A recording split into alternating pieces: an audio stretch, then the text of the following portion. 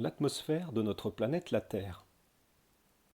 Sur cette image enregistrée par une sonde américaine, nous pouvons observer au premier plan notre satellite naturel la Lune, dépourvu d'atmosphère, tandis qu'on aperçoit au loin notre planète la Terre, recouverte de son atmosphère.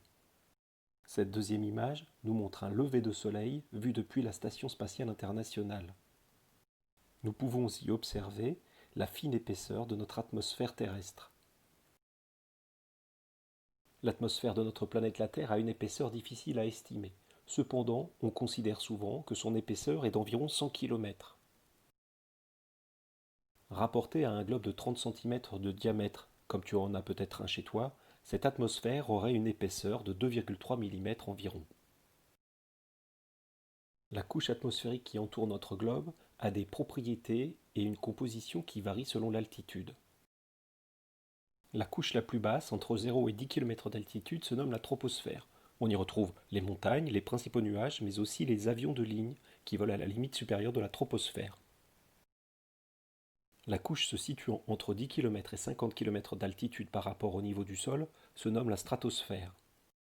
On y retrouve les nuages nacrés, les ballons-sondes météorologiques, mais aussi la couche d'ozone qui nous protège des rayons ultraviolets du soleil.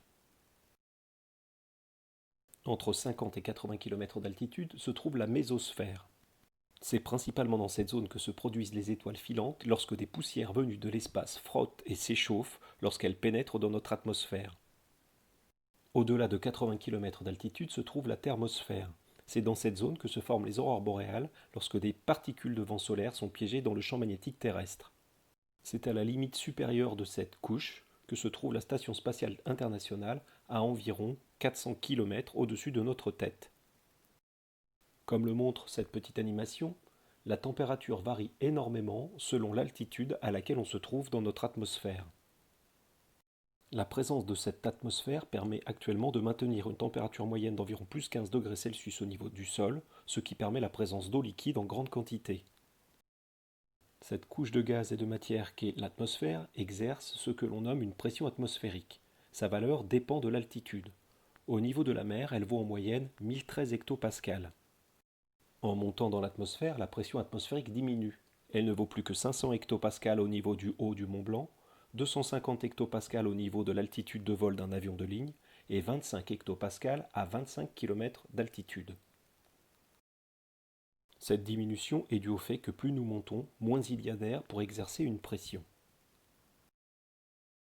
Intéressons-nous à présent à l'air que nous respirons qui se trouve dans la partie basse de la troposphère. Cet air est un mélange de divers gaz, principalement du diazote de formule N2 à 78%, du dioxygène de formule O2 à 21% et 1% d'autres gaz. Comme autres gaz, citons l'argon, le dioxyde de carbone, mais aussi l'hélium ou le néon. Pour simplifier les choses, il est possible d'attribuer un pourcentage de 80% au diazote et 20% au dioxygène. Dans cette représentation simplifiée, le diazote représente 80%, c'est-à-dire les 4 cinquièmes de l'air, tandis que le dioxygène, lui, 20%, représente 1 cinquième de l'air. 4 molécules de diazote pour une molécule de dioxygène. Ainsi, si on souhaite modéliser simplement de l'air dans un ballon, il nous faut prendre 4 molécules sur 5 de diazote et une molécule sur 5 de dioxygène.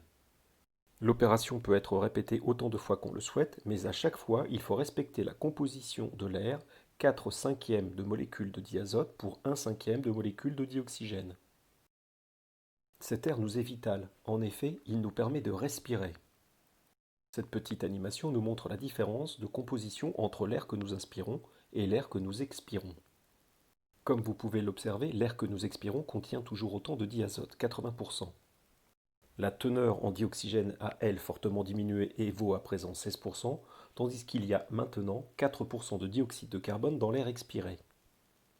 Ainsi, notre respiration consomme du dioxygène qui doit être renouvelé. Comme le montre cette image de la planète Mars, d'autres planètes du système solaire possèdent une atmosphère. Cependant, l'atmosphère de notre planète la Terre est unique.